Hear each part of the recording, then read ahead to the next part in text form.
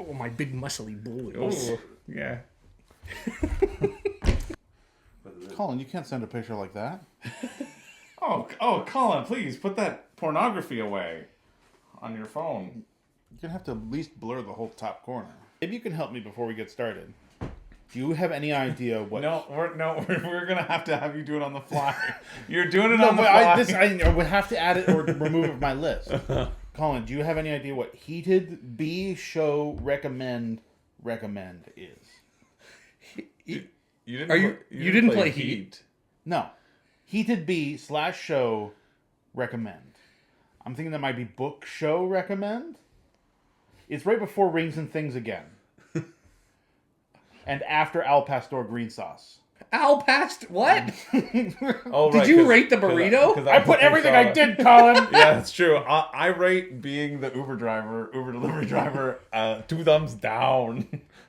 As I waited to get 20 orders of burritos. Hi, everybody. Welcome back to Room and Board. As you know, I'm Chris, and that's Colin. Hey. And that's Zach. And we had ourselves a fake Niagara board game convention.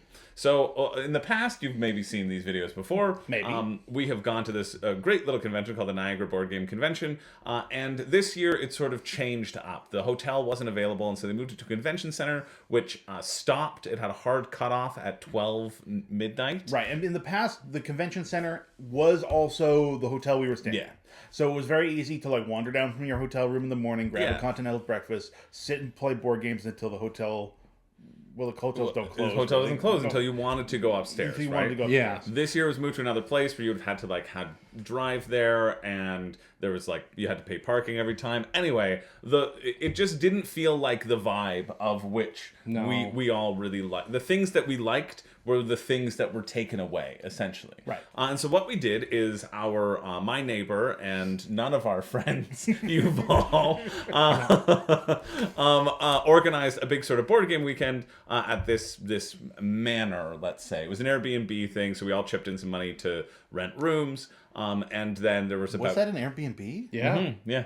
Whoa. Yeah, and apparently Gilmore Girls was shot there, but I don't believe that. People watch because I've Gilmore watched Girls. Gilmore I Girls. had some refuted fact checking done. Yeah. And it was apparently The outside. the exterior shots Yeah. were shot there, but none of the interior. 100%. I was also told by one I've of the seen people Gilmore Girls. there that it was also not any of the main characters, but it was like someone's stepmom.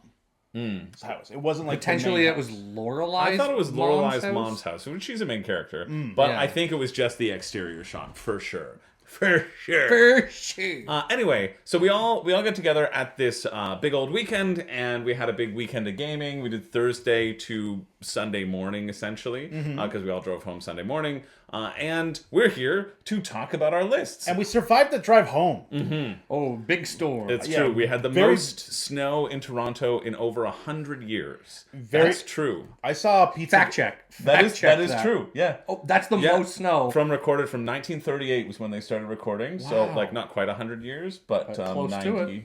The Monday, I saw my neighbor 88. ordered a pizza, and the pizza guy was stuck in the snowdrift. Like, he tried to walk from his car through the snowdrift to get to their house, and was trapped in it. Oh, he was just sort of boy. flailing with the pizza, his You arms. don't order takeout when that's happened. That's God, the rudest no. thing. Or you better be tipping friggin' $20. You'd on better be every tipping order. more than the food is worth. Yeah, agreed. I Yeah. watched the guy who owns the brass instrument store down the street try Yeah. to dig out the pizza man. It was very funny. Yeah, I specifically have been working my way through my freezer because I'm like, you don't order takeout at this time, but we might order takeout now that things are shuffled. Anyway, so we like to get together and we like to talk about our lists and we like to rank things. There will be some crossover here, and we all played around 16 games. 16 I played games. 16 exactly. I played 16 exactly as well. So not around. We all played 16 games. Exactly. Some things on my list aren't games. That's true. One is a burrito bowl. But, Zach has his own way of doing things. So let's just go through, and I'm excited to hear even what you guys played, because I know you played some things that I wasn't a part of, and I'll be interested just to hang out. We're just going to hang out. We're just going to talk, and we've been bursting from the seams to talk about this. This happened 4 days ago, I guess we got back. Yeah. And to save all of this, we haven't even talked to. We didn't even talk to each other when we were there. Yeah. We deleted our group chats. Yeah. Yeah. Yeah, we all slept in the same room, but That's never made true. eye contact. No. We never communicated except to say pass the meeples. Yeah. Or, oh, where's the dice tray? Yeah. So let's get into it. Who wants to go first? Actually, I want to go last because it's my channel and I can do what I want. Before we get totally started, is the format of this we're doing all 16, or are we dividing this in the No, middle? we're doing it all 16. Okay. But we'll probably take a break in the middle. This will be a 2-part episode because we're naturally going to just talk a lot. We blurb. We blurb and blind. So I guess we'll do the first 8 and then we'll do the next 8 in the next one. Okay, cool. Yeah, I know that otherwise it'll be like a 2.5-hour video because I'm sure we'll talk for at least a couple hours. Yeah. Okay. So Zach, why don't you go first? Oh. And talk about your number 16. We'll just go boom, boom, boom. How do I read my list? Okay. We've had days to prepare for this. You know when I wrote this list? Yeah. When you got here? You were late. You want to know why Colin was late? I said, don't worry, Zach's going to need time to write his list. Now, to be sure, this is the list from our least enjoyed to most enjoyed. You can do it however you want, but that's what I'm doing. That's what I'm doing. Most like a burrito bowl to least like a burrito bowl. No, all right. My lowest on my list, number 16 from the weekend, was a trick-taking card game called Reaper. Which Reapers. Reapers? Yeah. Another thing I didn't understand. For whatever reason, the explanation of this card game broke my heart and my brain, and I was a little pudding on the ground. The Reaper came and reaped me, and it reaped me of my IQ, and I was sitting there like a little dog trying to understand how to drive. So, Zach, why don't you attempt to explain it, and then I'll give the actual explanation. All right, well, I think I understand it now. You understand it now? Okay. What burned my brain was, so it is a trick-taking card game, and as part of the trick-taking, it's very like regular trick-taking. We put out a bunch of sets of 3 cards and some sets of 2 cards. Yeah. You go around the table, you draft those cards into your hand, and then you just try to play out those hands in a trick-taking style, taking tricks. You get points for the number of cards in your hand that you've taken at the end of taking all the tricks. The tricks to the trick-taking game there are Reaper cards that allow you to basically take some wild cards that are left over after the draft. There are more Reapers than there are cards left over in the draft. So if you play them early, you grab the cards that are worth potentially the right amount of points. If you wait too late, all those cards are gone and you're going to score 0 points for your Reapers. I believe you take those draft cards with the Reapers from lowest value to highest value. So if you want the highest value card, you want to hold your Reapers. But if you hold them too long, someone else might play the Reapers, etc. That's a little bit of a game you play in the middle of that. The other thing that's going on is there are devil cards, and this is the explanation that burned me, because this was the first card that was explained in the game. The devil cards are worth the most. They're like a joker in the game, but if you win the trick, you take the lowest value card from that trick as the card that you won from the trick. But the way it was explained to me was devils are worth the lowest value card. You want to get the lowest value card. And I thought, golf rules, I want to go out every turn. But that's not how devils work. That's not how the game works. And you want the highest score. And every time I ask, so devils are good because you get the highest score if you can get the highest value card. They're like, no, you want the lowest value. And I'm like, so we want the lowest value. And they're like, yes, you want the lowest value. And I'm like, okay. Well, I'm going to go out every turn and take 0 points.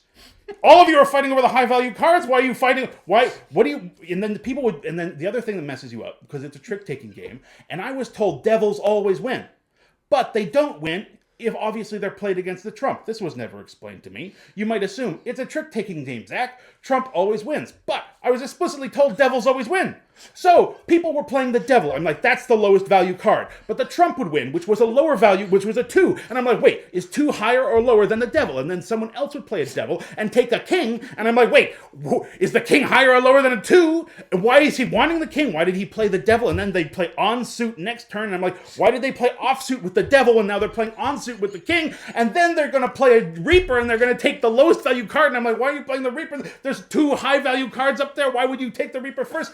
Oh, right, because you're trying to get the lowest point value. And then I say, because you're trying to get the lowest point value. And they say, yes, but no, you're trying to score as high as possible. The teach of Reaper destroyed my heart. I was so confused. Every time I asked a question, everyone looked at me like I was a Dumbo. I felt really bad. It was so It was my least enjoyable experience of the whole weekend. I'm sorry for that. I'm sorry for everyone I played with. You know what? I think you got it. I think everybody knows. I think they know. Yeah, I think that should be like a QR code to that video. Yeah. Put in for the rules. For the rules. Yeah, I think that's pretty good. Did I get it right? You got it mostly right. Okay, please tell me where I'm wrong. Well, yeah. To sort of distill it for people, Reapers is a game. Which was based off another game, or they've changed the theme now. I forget what they've changed the theme to. But like you said, you're going to be drafting your hand of cards. That's it's a trick-taking game. You must follow with the suit. There is a trump, and you have to draft the cards of your hand, which is really interesting because you can see the different piles of cards out there, and you can draft things that have Reapers or have demons. Demon is the highest value of that suit when played. And then whenever you play a hand, whoever wins the hand will take the lowest valued number to score for points of the hand. The only exception to that is if there was a devil or a demon involved in that hand, in which case you will take that demon. Then for scoring purposes, the demon will double your best card in your scoring pile. I forgot all about that. Yeah. And so, but you got the Reapers right exactly. The Reapers are good because you could just get free points. There will be leftover cards from the draft. Whenever you play a Reaper, you take the lowest value of that card as well. And so that'll be worth free points. You're also having a little bit of a bidding on bonuses. So you can bid if you have the least amount, you'll get 10 points. So you can mitigate a poor draft. And you can bid if you're the second highest. You also get an additional amount of points. You might want to just be calculating to just go under. You kind of just, if you think you're going to win a lot of points, you just say second and you hope, well, if I'm first, great. If I'm second, I'll get a bunch of points. Is kind of how that worked out. Or there's one card which is like, I don't know what's going to happen. I'm just going to play this card and get a couple points at least. So it's if you don't want to risk or reward. Right. But yeah, the core elements are the drafting, and then the core disconnect was the scoring of you want the most points, but you are forced to take the lowest value card that was played. And so you can throw away a low value card if you see someone's going to win because you're like, great, they're going to win this hand. I can't win this hand. Have a 2. Who cares? Right. Whereas I'm going to hold on to my high value cards so that later on I can win a big high value trick where everybody's played high value cards and take more points. I think the whiplash that really just destroyed me was that devils are worth or demons are worth the most points. They let you take the lowest value card. If you win with the devil, they multiply your card, your highest card, to make it twice as big. So it's like it is both the highest and the lowest and double what you have. And well, that's why you don't ever support the devil. You know what? Trick-taking games and me are very hit and miss. Yeah. And mostly miss. I remember trying to play Sail with you on the easiest mode. Yeah. And we would just run up on the rocks every single round. That is true. We also played that very late at night. Yeah. I didn't like Sail that much, but I did like Reapers. All right. Well, I'm now vindicated. Trick-taking games aren't good. Well, number 16 on the list. Not quite what I said. I mean, I love euchre. Euchre's trick-taking. I thought you were just going to say I love you, and I was going to be really touched. I thought that's where I love Wizard. Wizard's a great game. Wizard's great. Yeah. Fantastic trick-taking game. Yeah. All right. Well, Colin. Yes. One other thing before we move on. Of course. Make it 10. You can see why this is a 2-part video. The other thing to say, I assume we're going to have some crossover. For sure. When crossover comes up, do we mention it on our list or do we talk about it again? No, we talk about when it comes out. Okay, cool. Yeah. We also played Reapers. Like, we can talk about the game and now, or we can save our thoughts for later. It doesn't matter. But, I'm not going to say, oh, this is my number 1 right now, because then I would give away what my number 1 is. Yeah. I don't want to spoil it for Reaper them. Chris's number 1. I think a friendship will have to be ended immediately. It's a great trick-taking game. I will have to leave and shamefacedly sit at a table by myself. I'll become a solo board game player. Anyway, that's my number 16. All right, Colin. All right. What you got? My number 16 was Things in Rings. Things in Rings. You hated it. I'm shocked. It's not that I didn't hate it. I am shocked. You just said it's not that I didn't hate it. It's not that I didn't hate it. So that you did hate it. I did. How have you not believed that there was any redeeming value? There was none. I mean, I can't say that I didn't hate it. Things and rings. Yeah, my number 16. This is I'm gonna verbatim what I wrote immediately after I played it. Okay. This is very exciting. Yeah. This one might not be for everyone if you get frustrated easily when you can't figure things out. I liked it. It's quick and fun and easy if you understand the clues given by the knower. The way that Zach felt about being a big dum-dum at the table when playing Reapers, I felt like a big dum-dum sitting at the table playing Things and Rings because I can't understand context clues. So Can you Yes. with your limited understanding try- please explain to the what is Things and Rings? I'm playing Things and Rings. What am I seeing? you're gonna see on the table 3 colored rings, one yellow, one red, and one blue. Well, that's okay. at the advanced option. Or Sorry, you'll you see didn't- one ring or 2 rings. Each ring is something.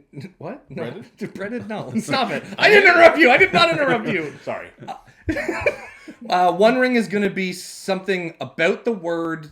I don't remember what the other rings are. Goodness, help me out here. No, you got it. Okay, You well, got it. one ring is something about the word. One ring is something about the word, and the other ring is something about the word. Classic Lord of the Rings. And you get these little cards that have things on them. Could be an elephant, could be a stick, could be a steak knife, could be a Captain America's shield. What else could it be? It could be a microphone. Oh. It could be a chair. It could be a goblin. It could be a pair of glasses. And so What then else could it be? Is it fair to say it could be anything? it could be anything. Could you give us some more examples? Yeah, it could be a pair of dentures. It could be a pair of wind-up funny teeth. It could be a desk. It could be a stool. So Could it be a proper noun? Could it be a proper noun? Like I actually don't know if it could. It can be a proper noun. It could be Mrs. Frizzle.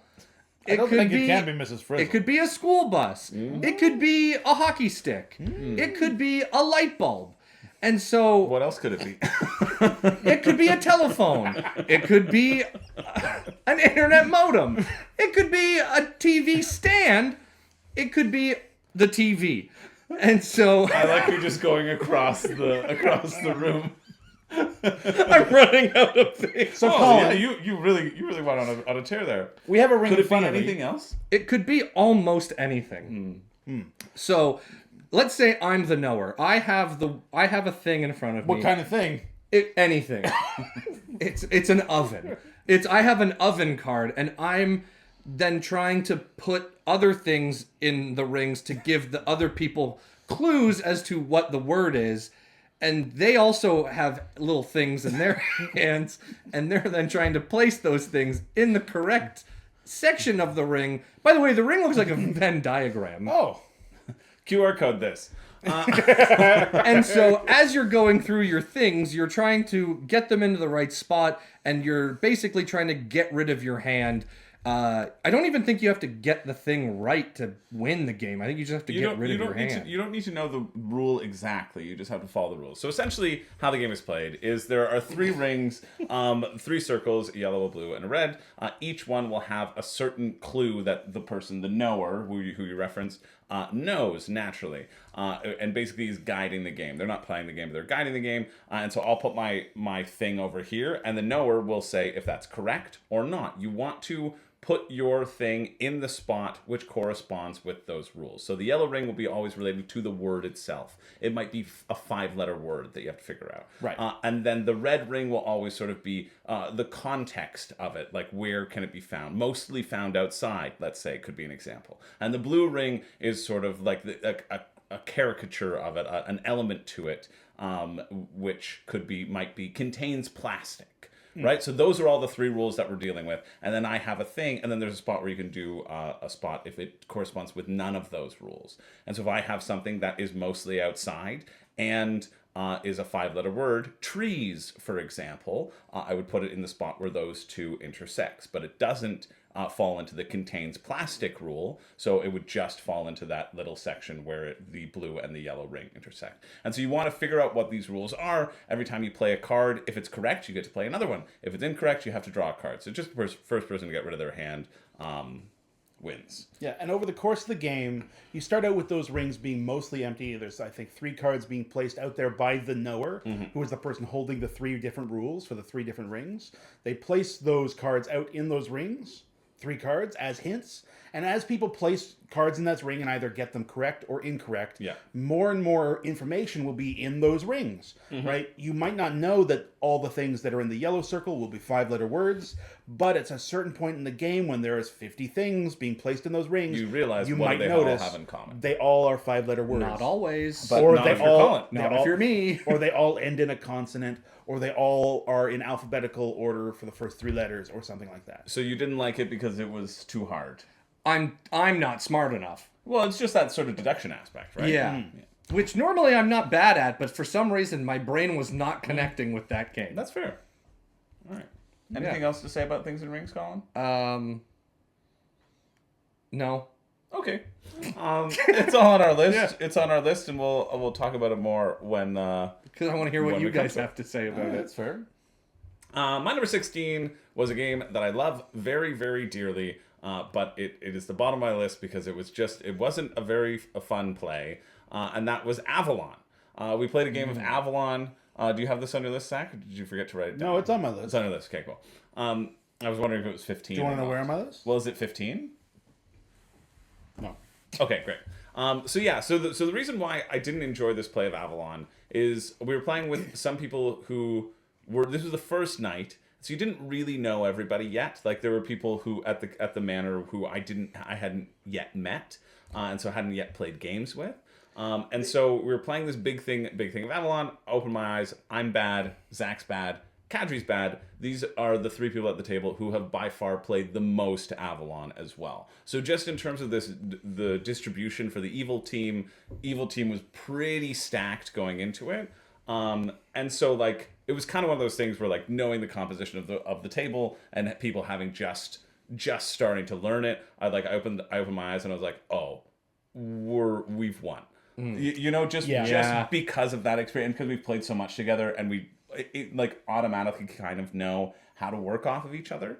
And so there was that, and then I was Morgana, so I had to pretend to be Merlin, and so by doing that, I kind of figured out who the real Merlin was, and I just had to sort of dogpile on the real Merlin because that's who I needed to be. I needed to put forward that I was the all-knowing Merlin, right? So I had to kind of put forward that as an act, and I found some really interesting discoveries as Morgana, because I don't often play as Morgana.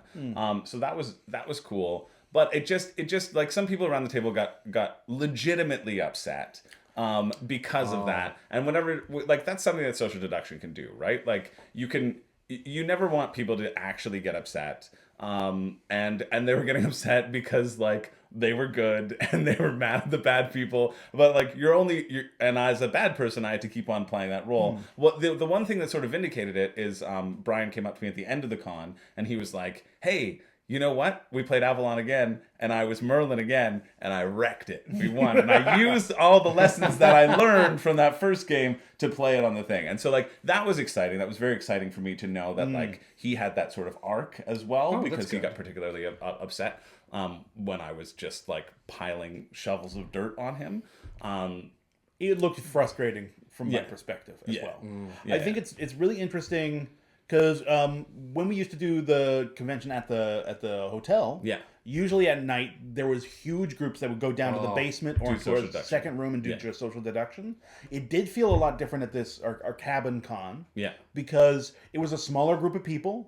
More people knew each other, but there's something interesting that happens when you have so many people lying to each other in the room at like the larger convention, where you sort of are socially shielded. It's less personal, right? You also have less people making judgments based on their knowledge or friendships. You know what I mean? Yeah. So there's a lot more room to sort of innocuously lie to people's faces. Yeah. Because CabinCon was a little bit more tight and close knit and like and intimate, it felt more like you were lying to a friend's face. Right? Yeah. I think that's what it was, right? And you didn't have the benefit of like Sometimes, like, you have the icebreaker games or whatever. You kind of just jumped into, like, lying and being a piece of garbage.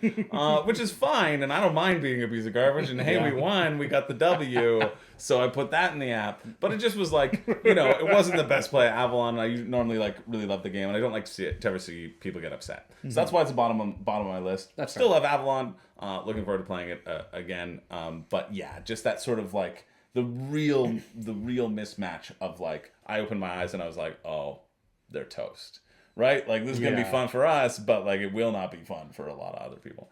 So yeah, that was number 16. But that's the thing, right? Like, sometimes you have games that can have really great plays and, like, not so great plays, and it's fine. I still like Avalon, but it definitely, I was just like, this could not be good for some people. So that's fair. So that was my number 16. Very cool. We're going to 15. Yep. My 15 is Lure. Lure is a little portable sort of time filler small game. It is a sort of a push your luck sort of gambling dice game. The way Lure works is there's a deck of cards. That's the lake, and that deck of cards, that lake, is full of fish. And Chris is going to go fishing because he's been inspired by me. Yeah. But he's going to go fishing. But yeah, I'm just getting the box. Oh yeah. Because they're so small. That deck of cards is the lake. As you every turn you deal 3 cards out of the lake, and you deal 3 cards out of the lake, and that'll reveal fish. Those fish are worth different amounts of points, and in order to catch those fish, you need to roll certain values on dice. So you might have a fish that you will only catch if you roll 20 or higher on dice, right? Every player has a screen, and behind that screen, you have 6 6-sided dice, you have 1 4-sided dice, you have 1 20-sided dice, and you have 1 12-sided dice. Ooh, look at all these lovely little dice. Everybody, in secret, selects dice from behind their screen that they're going to roll. Then everybody simultaneously reveals their dice and rolls them. Whoever had this was played. Whoever played, you know who put it away? I imagine it was you. The greatest fisher there ever was. But anyway, everybody reveals their handful of dice. Everyone reveals their handful of dice. Whoever bid the fewest dice I don't need to use that. gets to resolve their dice first. Oh, this one probably not important. I couldn't figure out what they were for. So, Two components. I'm in the middle of explaining this riveting game of Lure.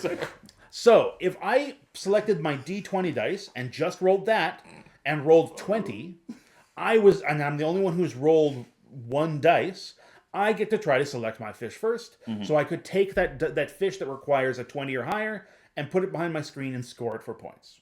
Right? The more dice you roll, the greater the chance you're going to hit some of the higher values on those fish. But the later you go in turn order. Someone might roll high on fewer dice and grab those fish. The other thing is some fish will have specific restrictions. They might say, you need to have rolled a 1 in order to get this fish, right?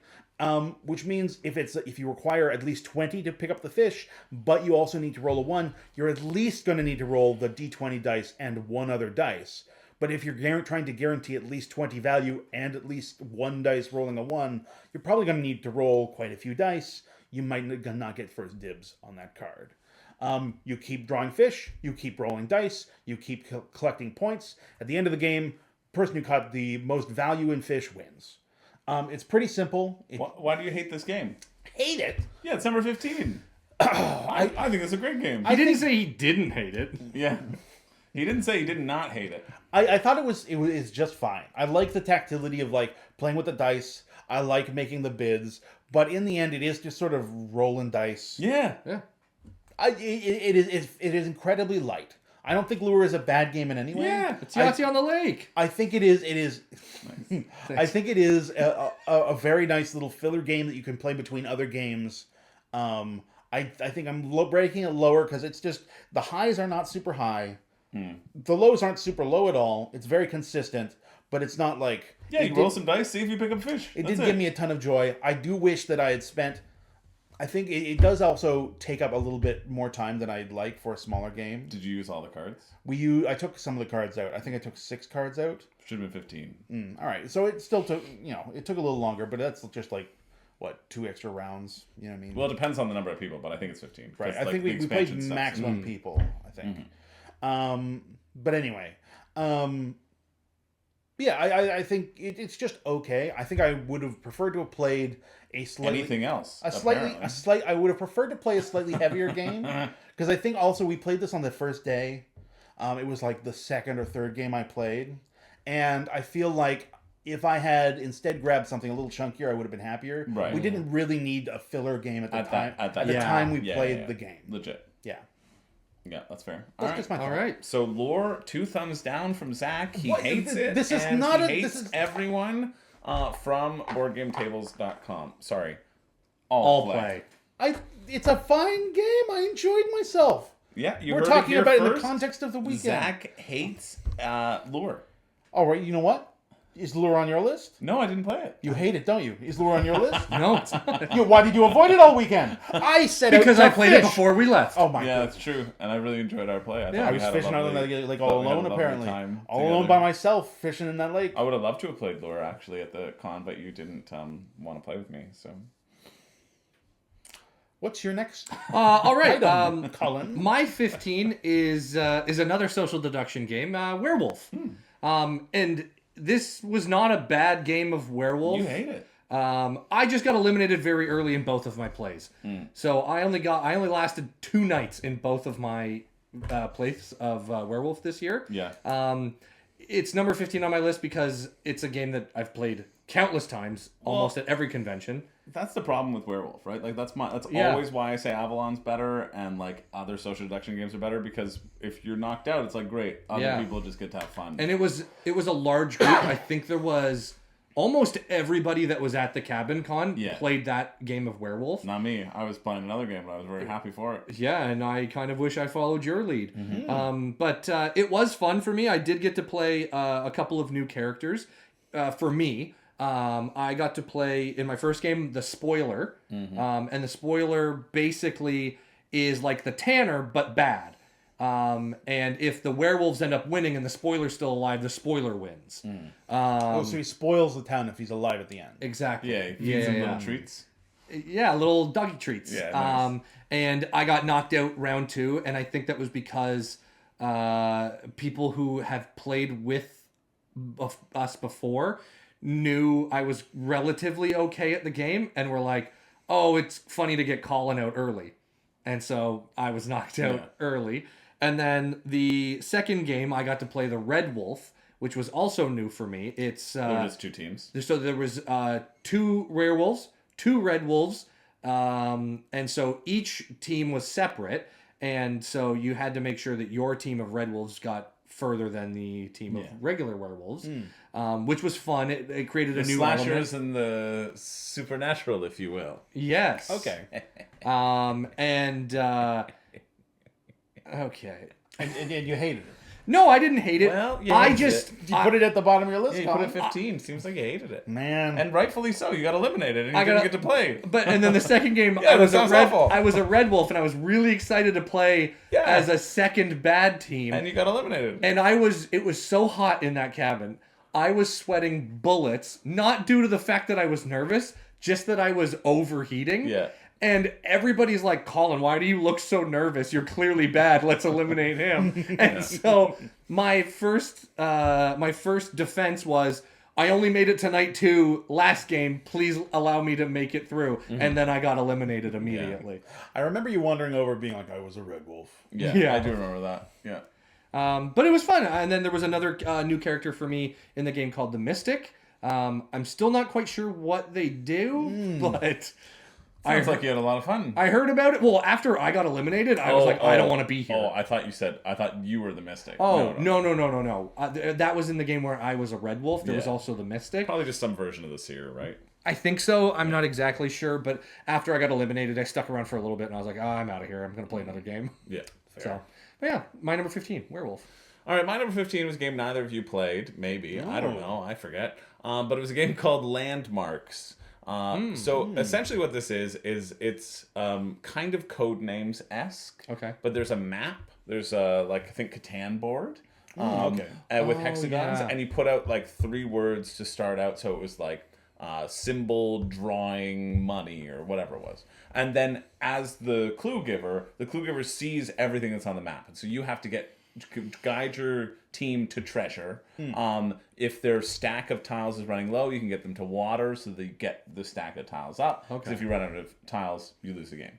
And so Reed was the person who was giving us clues with a great poker face. Just, didn't give anything away.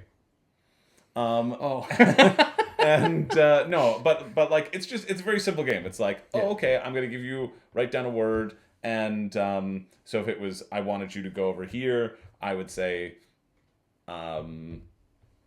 currency, and that only relates to money, so you kind of know that it's attached to the money tile and not attached to like the money symbol. You might write dollar or what else could you write?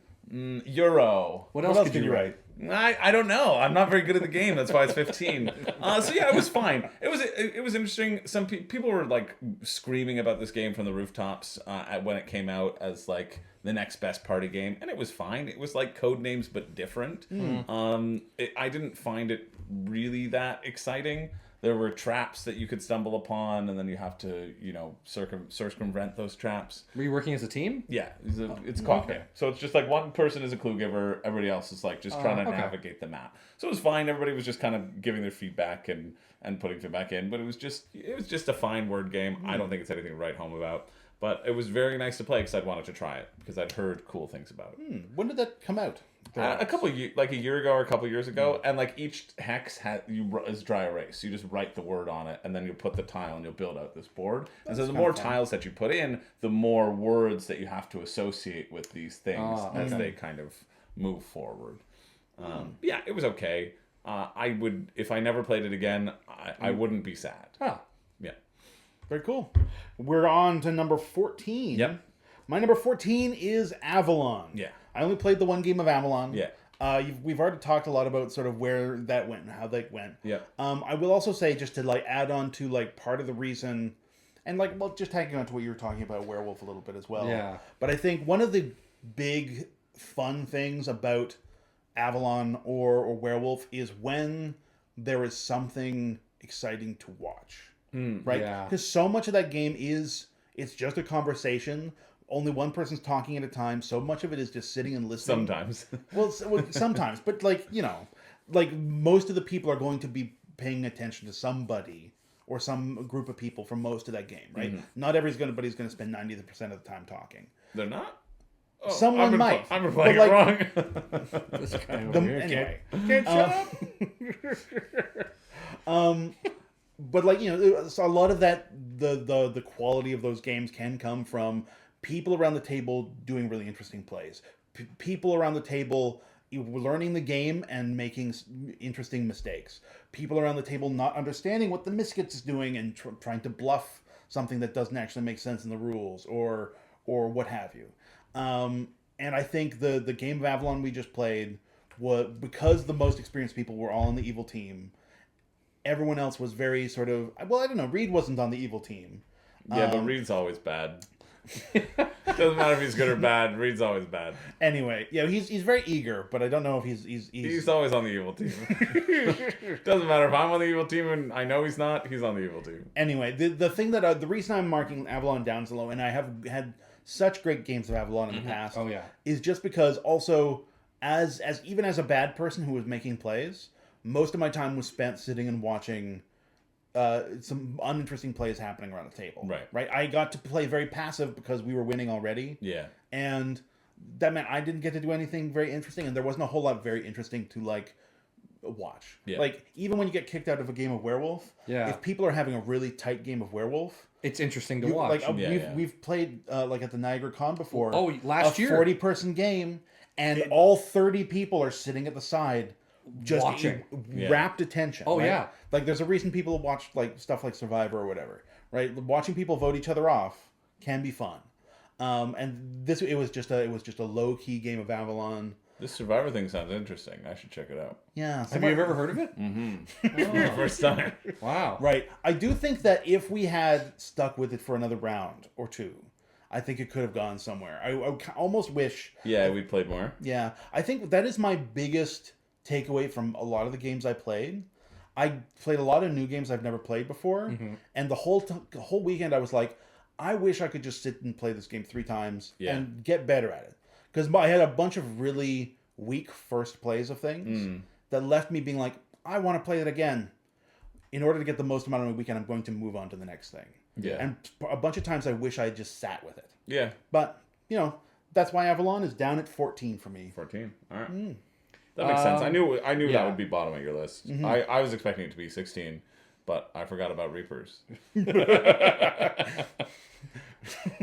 What was your 15 that you just did? Avalon was a game. Lure. Lure. Oh, yeah. Oh, Avalon's over Lure?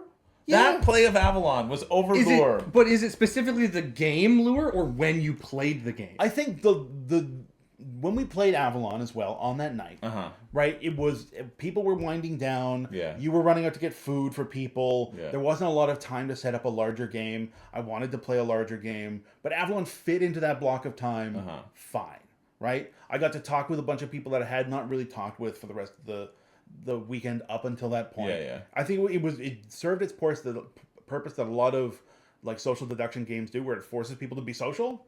Like, hey, like there's a reason they get used as icebreakers. Yeah. Right. I don't think it was as energetic as I'd like those games to be, but like it served its purpose. I think I played Lure at the wrong time in the weekend. Right. Right. It was earlier in the day. It was on the first day. It was when people had the most energy and eagerness. I wish I had slapped a bigger board game to the table. All right. Right. That's why it's marked down. All right, that's fair. Yeah. I accept. For now. What did you hate almost, Colin? We hate almost only slightly less than the last game. My number 14. Can we invert this whole video? Can we call it we just go towards the most hated thing? Yeah. My number 14 might come as a shock to some people. Oh no. Heat. That doesn't come as a shock to me. I think Heat's a bad game. Heat's fun. Oh, okay, yeah. Oh wait, because it's down so low. Yeah. Heat is... I like Heat. I think Heat's good. It's okay. Yeah. I don't think I like racing games. No. It's a little boring, and... It is way better than Formula D, though. Formula D is dice rolling. Yeah. At least there's some excitement happening in dice rolling. But do you catch a fish? No, you race a car. Lower than Lure. No, how many people were you playing Heat with? I think we played with 6 or 7 of us. I've never played a game that big of. Or 8. I think there might have been 8 of us. I played it, I think, at 3 a bunch and enjoyed it quite a bit. I played it because then everybody's turn is pretty snappy and quick. That's what I would say about Heat. At an 8-player game, it felt so slow, and if things were being done simultaneous, it would be a lot better for me, but it also would be a heck of a lot more chaotic. Yeah, because you have to do things in order for the extra boost. Because then there's drafting, and then there's and we played on the Spain map, and there were tunnels in play. Cool. And so while you're in a tunnel, you can't discard. You have to keep whatever's in your hand, what you didn't play. This map specifically, I'm very glad it was 1 lap. Normally, some of the maps you have to do 2 laps to determine a winner. This one was 1 lap. And the very end of the map, there was 4 turns in the last like bend to get around to the end. And it was a 2, a 4, and a 3. And if you've not played Heat before, turns are important because if you have the wrong number going into a turn, you spin out. Resets you back at the beginning of the turn. I know I've played Heat and had one like nasty turn and had people just bouncing back and forth to the start of the turn a dozen times. And I'm not a big fan of the hand management that Heat system is. I don't really like it, and I find it boring, to be quite frank. I think racing games, Formula D included, I think they are both just very boring. Did you play with the garage module? Like, did you get to do a draft at the beginning? Yes. Okay, yeah. Yeah, so you got to pick, I think it was 3 cards to replace. I think they just went in your in your deck. Yeah, technically it replaces the 5, the 0, and an extra heat, but you wouldn't have had those in your deck. Yeah, which sure is all fine and dandy, but it didn't. I don't like heat. Yeah. Actually, you know what? That should probably be lower. That's my 15. I'm moving Werewolf up because I enjoy the game of Werewolf. Even though I got eliminated, I'm moving Werewolf up to 14 and Heat down to 15. You look at that, our hearts are getting more bitter by the moment. Yeah. We're pulling things from the top of our list down to join the dregs. In fact, all of mine are at number 14. It's a From now on? Yeah, I have a 14-way tie. Right. But I'm gonna talk about them one by one. Okay. Right. Well, you know what? His 14 was Werewolf. Yeah. And his 14 bit all of my numbers. Yeah. Turned them all into 14s. Oh, okay. Yeah, nice. They all got vampire werewolfism. Yep, that's it. Werewolfism. Yep, you got it. I have always felt that about Heat. Yeah. Formula D is significantly worse though because the hand management in Heat is at least interesting. Now, don't get me wrong. I have played a game of Heat before where I quite enjoyed it. I don't know what it was different about this one. Maybe it was the player count. But yeah, it just felt slow, and I felt like I was wasting time playing Heat when I should have been playing another game. You were having FOMO. Yeah, I was, because you were playing the Landmarks at I was that playing time. Landmarks. No, because I remember your Heat was over there. I think we were playing Tabletop Inc. Yeah, sorry. Yeah. Which But yeah. was my number 14 tied, but Really? but it's up further. Do you want to talk about it later? I'll talk about it later. Okay. So what's your actual number 14? My number 14 is Galaxy Trucker. Galaxy Trucker, this is the first time I'd ever played Galaxy Trucker, and the rule book, I forgot that I shouldn't be looking at the rule book, but I should be looking at the 2-pager breakdown. It's one of those games where there is a rule book that walks you through your first game, but it doesn't and then it's give you any of the rules. Yeah. What? There's a lot of prose. It's a lot of talking about context. Yeah. Okay. It's a lot of explaining what decisions you should make and why and how. Yeah. But it doesn't just say this is the objective. This is how you achieve the objective. These are the mechanics. Oh, okay. So you've got that term. This is what that term means. None of that is in the main rule book. Yeah. There is a single piece of paper that there's a rule book that you would there's a rule book. I'll pick it up. But there's a single piece of paper that's a reference sheet that says in bullet points do this to set up. Yeah. Do this and this. You're starting. Yeah. Hey, did you get the card that says this? That's what it means. Did you get this? That's what it means. And as soon as we found that, the game made sense in a minute, in literally 60 seconds. Yeah. And then I enjoyed Galaxy Trucker. We played it a couple times. I played a couple rounds of it. I enjoyed the frenetic aspect of building the ship. I enjoyed when I clearly didn't explain it correctly that the timer had to go out, and so Zach speed run or sped forward in the flipping of the timer, because I thought that was funny. It was frenetic, and then we all died instantly. I was like, that's fun. Let's just do it again. I had a great time with that. I think it's a fun game.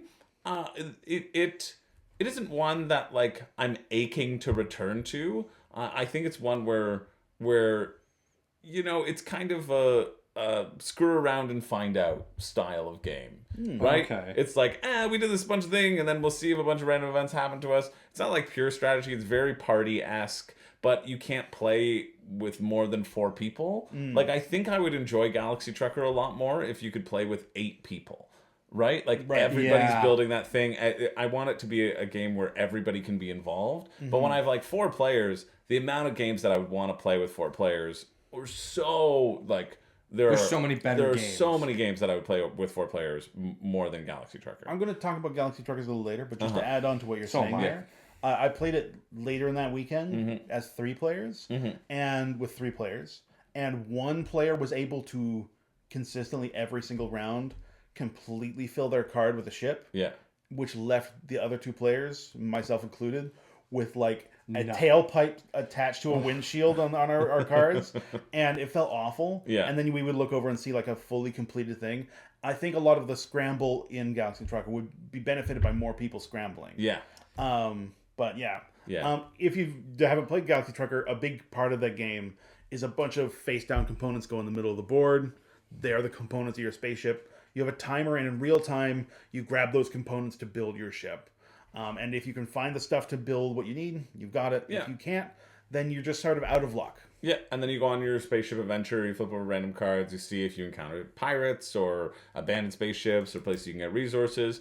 It's solid. I'm happy to have played it. I'll play it again, but I'm not gonna play it again. You know, it's like one of those things where, I gave it a good shot. Yeah. I think I'm good. I would love to play the large size Galaxy Trucker that they have at conventions. They have a full where you have to run and pick up a piece and come back to your spaceship and be like, oh! I think that's so funny. I think that's the type of Galaxy Trucker that I would want to play. But yeah, it wasn't. I liked it more when you called the time early because I liked the frenetic aspect of it. I liked that nobody had a good ship and that we all died. Like, that was a fun part. But then on the second time round, I was like, oh, I was able to build a pretty good ship. And I had less fun because I built a better ship. Yeah. Right? Like, you want bad things to happen. You want to go like, oh, shoot. Oh, I can't find the piece. You want to have to make compromises in it. And I don't feel like I needed to make enough compromises when we were actually playing by the rules. So that's why it's 14. It was still fine. I enjoyed it, but it was just kind of like, It was there. Yeah, it was there. Moving up to number 13. Okay, now we're starting to get into the cream of the eclair, the juice within the jelly donut. I love a juicy jelly donut. The stamen of the bee's pistol. What? I don't know what that means. Those weren't even words. The stamen of the bee's pistol. Yeah, these I'm just throwing. I think those are sex terms, to be honest. Whoa! Don't get us demonetized Oh, now. anyway, What we do without our $2 that I can put towards the pizza? the greatest game on the planet: chicken hot dog versus hot dog. Chicken versus hot dog. Versus hot dog. I've still never flipped those big old wobbly phallic symbols. They're dildos. Is that gonna get you demonetized? No, I don't care. Okay. They are. They're very phallic. Yeah. They are very phallic. They're both ribbed in different ways. Yep. Anyway, on Christmas, me and Colin were in a white elephant. I don't remember. Was it your white elephant gift? No, it was my girlfriend's. My very girlfriend's good gift. Yeah.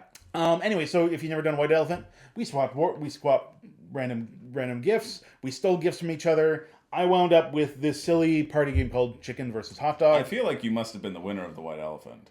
I felt so good at the end of the white elephant. I can't possibly imagine there was a better gift to end up with than Chicken versus Hot Dog. I think it was the perfect gift for me. There was a lot of stuff out there that was interesting, like hand cream and things like that. And a coaster of O.J. Simpson's mugshot. Yeah, there was. Yeah. There was, you know what? It was a white elephant. It had its ups, it had its downs, things. it has chickens, it had its hot dogs. I feel like Zach walked away. Like, that's the best. You got the best. I had a lot of fun with it. Anyway, I hadn't played Chicken versus Hot Dog, and as a bit, I threw it in my bag because I had some space going to this thing. What is Chicken versus Hot Dog? You have two dildos that have a suction cup on the bottom for your flared. For flared. Yeah. Well, the chicken's more flared. The hot dog does have a pretty wicked curve to the left, but I don't know if that's for safety or depending not. on how you look at it. Anyway. You got a chicken with a suction cup on the bottom, and you got a hot dog with a suction cup on the bottom. You have a deck of cards that have challenges, and you split into two teams. And the rules for the game says you bid on the challenges. I don't know what we're bidding with. You bid with the numbered cards for how many cards you want to flip to be able to complete the image of your either hot dog or chicken. That was fairly clear. I didn't know the meaning behind any of the bids. Like, what was, like, we weren't bidding points. We weren't bidding, you know what I mean? No, you were bidding how many cards you flip. So you have a series of 5 cards, black and white images of your hot dog or your chicken. Mm-hmm. You have a 1, 2, and a 3 card. Right. You can bid 3 points, which means if you land the challenge card, you flip 3 cards over to their colored side. Right. If you get it, if you bid 3 and you miss it, you flip those 3 over. Right. So you're basically trying your to get your points for that. No. Okay, I wasn't sure. We were sort of making it up because it wasn't clear on the very brief rule book that we were looking at. No, yeah, you're I basically. didn't even know there were rules other than throw it up. There's a deck of cards. There's like 3 decks of cards in there. You're basically just trying to complete the challenges, flip over all of your cards to the colored side, and make your entire chicken or hot dog image color. Cool. So there'd be a chicken team and a hot dog team, and the challenges were things like throw the chicken and the hot dog at the same time. Throw your hot dog and get at least 3 flips. Throw your hot dog over your shoulder. Throw your hot dog blind, and it always counts if it lands suction cup down. Nice. It was it's horse with chickens. And It, hot it was dogs. Anyway, It sounded there was huge cheers happening. I had probably my highlight of the weekend. I landed the chicken over my shoulder. Nice. I pulled this out in a lull in between other games. I thought, this is gonna be funny. Everyone's kind of winding down. I threw chicken hot dog on the table. We had fun flipping some chickens and hot dogs for a bit. It was fun. I think everyone got really into it. The amount of screaming and cheering that was happening. And then there was another group who just grabbed it to play it. In the morning the next day as well. Yeah. Which I thought was very fun and cute. I enjoyed it. It did immediately drive every woman out of the entire upstairs. As soon as chicken hot dogs started getting played, it became a boys' zone. It got loud, and all the guys were like, "Yeah, challenges!" right. Physical contests of fury. Nice. Prove my manhood. Were there pickle jars for you guys to unscrew too? No, none that we could open. we just sort of passed each other our chickens and hot dogs and saw what we thought about them. Yeah. Anyway, I think it was all right. I enjoyed it. It was more fun than I thought. I thought the joke was going to be bringing it out as an option, Right. and it turned out to actually be genuinely fun, Right. Yeah. which is 100 times better than what I thought it was going to be.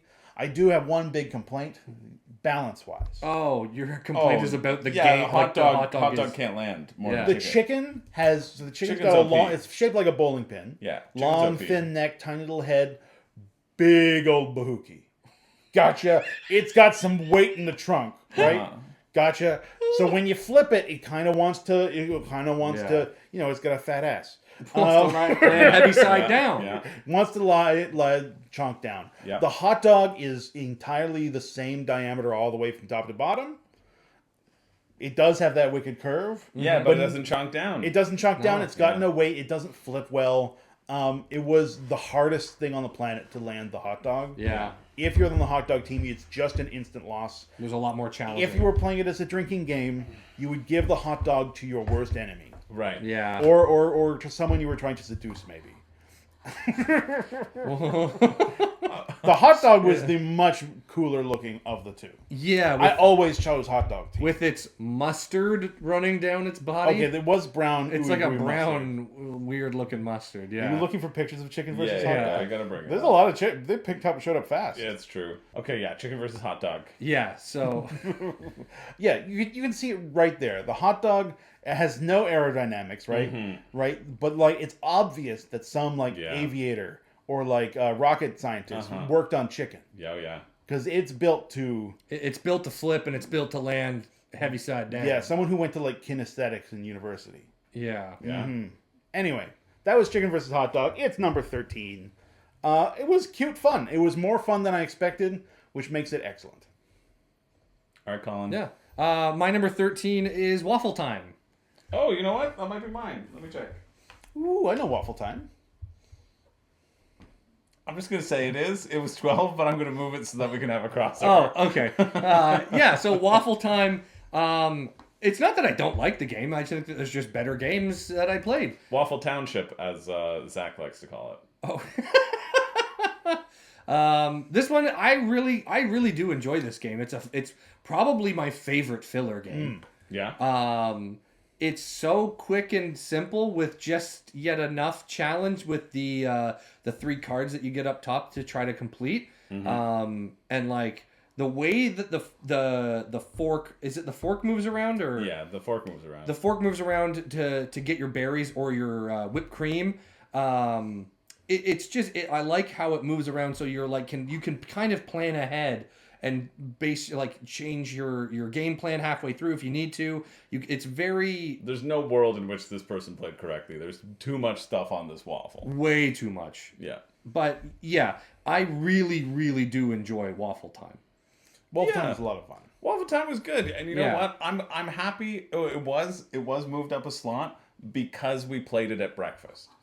We did play it at breakfast on the Saturday. And yeah. honestly, it really improved by a full point just playing Because it I'm at breakfast. playing it at because we were breakfast. playing a game about I was in my waffles. slippers. I had a coffee. Yes, the theme really waffle time was bottom of my list when we played it at Niagara the first time. It's the only other time I played it. And then playing it here, I was like, you know what? That was delightful. We had our little waffles. Yeah. We were drafting our fruits. We were pouring syrup on them, and funny. it just felt delightful. We played it in the morning last time we played it as well. Oh, did we? It was the first game we played on the last day while everyone's packing up. Oh yeah, but it wasn't at a breakfast table. It wasn't like offset the kitchen. Yeah. You could smell other people's food being made. People were sitting there with coffee. Yeah, it was a very low key. It gave breakfast. It very much gave. It breakfast. was giving breakfast. Yeah, 100%. I quite enjoy. You know what? I'm gonna keep it at number 13 Just because of the crossover. But I really think it should be above the next one. Oh, really? So, Okay. yeah, because I think it was just like delightful. It's very simple drafting. Yeah. It's like I need those two things. I'm gonna put it in here. There's some slight races that you're doing, but like not too much of a competition. Everyone's just kind of doing their own thing. It's fine. Yeah. I wish your waffle got filled at all. Yeah, having because 50% of your waffle being empty, it basically. sucks. It's a horrid Yeah. design decision. And you should just take all 3 items on the waffle instead of 2. When you're moving around, instead of when taking you the take your one in row. the middle, Take you your full take row. the full row. Yeah, take the full row. Yeah. But I guess then it would allow people to do different things. Anyway, let's do that so it looks a little bit. Now, straight. is there an expansion to Waffle Town that lets you put fried chicken on the waffle? I doubt it. Damn. Waffle time? Yeah, Waffle Township expansions. No expansions found. Oh, that's unfortunate. You can't put fried chicken on your waffle. What are you doing, Waffle Time? Yeah, well, it's a breakfast waffle. I wanna- It's not a lunchtime waffle. Every waffle's a lunchtime Yes, waffle. but you're not going to mix fruit and fried chicken. Are you going to put strawberries, blueberries, and fried Honestly, chicken? I might do that. And whipped cream? No, probably not. And banana? No, probably not. Fair. All right, Zachary, what is your number Oh, we're to 12 me then? again. You were also Waffle Time. Yeah, well, yeah, I switched it Yeah, up. he switched it I up. switched it up so I got gotcha. a crossover. My number 12 is Alibis.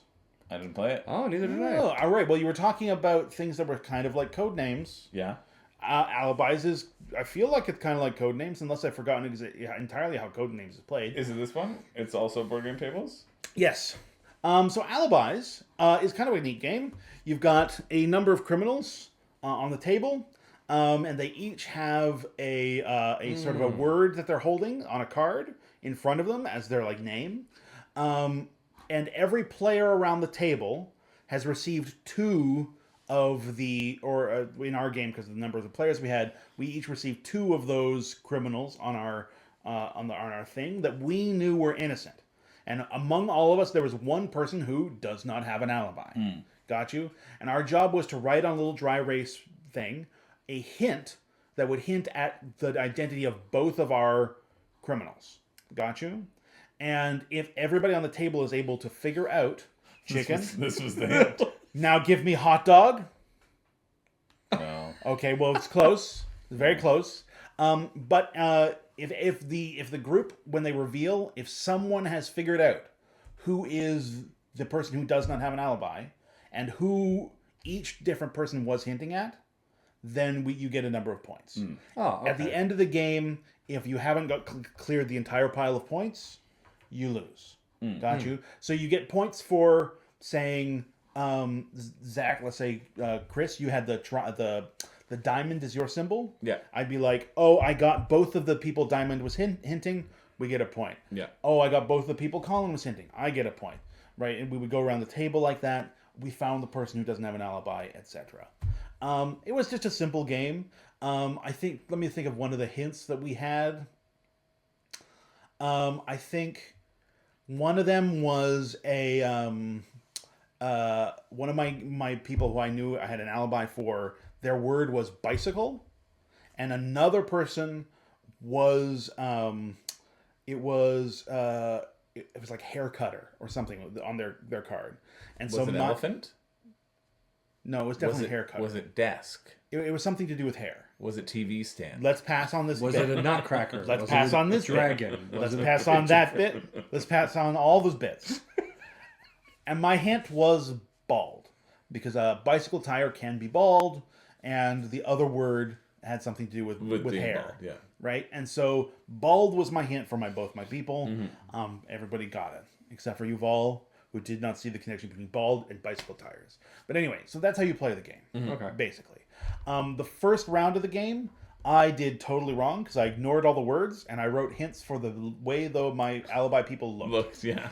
That makes sense. Yeah. And at the end of You that, just did the Codenames Pictures version I did instead the- of Codenames. Yeah. yeah, I was like, why am I care about this bicycle? But anyway, that was a fun little game. Yeah. I enjoyed the puzzle of it. We did very badly as a group, mostly because I was throwing the first 2 rounds. Well, that wasn't all of it because like you can not get the points for getting my things and still figure out the answer and still get points for other people's answers. But I enjoyed that game quite a bit. I think I like it better than Codenames. It felt shorter than Codenames, and I felt like I got as much pop. Oh, okay. Cool. Yeah. Great. Nice. Nice. So that was number 12? Yeah. All right, Colin. My number 12 was a trick-taking game called Reapers. Reapers. Reapers. I'll pull it up just so people can see it. You can talk Yeah. about it while we're doing it. I'm having flashbacks, I think. Was I a nom? I think I might have been. Yeah, Reapers. I didn't have as much trouble with the rules of the demon card that Zach was having. Very few people would have, I think. I did have a mix up though and I think you and I had the same mix up with. Oh, it's now Mountain Photographer. Oh. No, Reapers is way better. Yeah. I don't know. How does the theme explain mountains, and how does that make sense with the biggest, lowest multiplication of the devil? I don't think we're going to get into it. Okay. But yeah, I think you and I had the same mix up with regards to the demon. I think at first, or that we only keep the lowest card, and then once it was explained, we both were like, oh, but I can't remember what we got mixed up. But I know you and I were like, oh, we had the same thing. We messed up the same thing, and then we both got it at the same time, and then it was fine. Sure. That doesn't help you at all, and it doesn't help me. I felt pretty confident that I knew the game instantly, because that's why I was the only person who got points in the first round. Because there was a very clear draft, and I was like, okay, great, I'll take that, and I'll take that. I basically got all the trump cards, and then I just ran through the trump to make sure that I could take every card. I intentionally didn't win any cards 3 rounds in a row, and I still got a higher score than like 3 people around that table somehow. Yeah. Well, because you can bid, I'm not going to win any points. You can? Yeah. I definitely That didn't was do that. one of the bids. I definitely didn't do that. Well, I did like it after there was like a little mix up, I guess, in my first No, it's time. probably something to do with the demon multiplying Yeah. stuff and whatever. But after I got it down, I really did enjoy it. I Nice. thought it was a very fun. It's great. I do love a trick-taking card game, and I like that. I wish there were more card games. At the con in general? Yeah. I feel like the card games don't get enough love. Like, would you have sat down to play like a game of euchre? 1,000% I would have. I definitely I know. I forgot to bring silver. But yeah, I quite enjoyed Reapers, and I would like to play it again. But maybe not the mountain one. I think I don't want to play the No, I don't want to play the mountain one. I don't either. wanna play the mountain I think the mountain one seems like it sucks. That would be my number. I don't want to 17. climb it. I don't want to climb it. I wouldn't do it. Maybe it's because when you climb the mountain, which would be the devil, you also get to go down the mountain, so it doubles your points. You go up and then down, just twice the points. Yeah.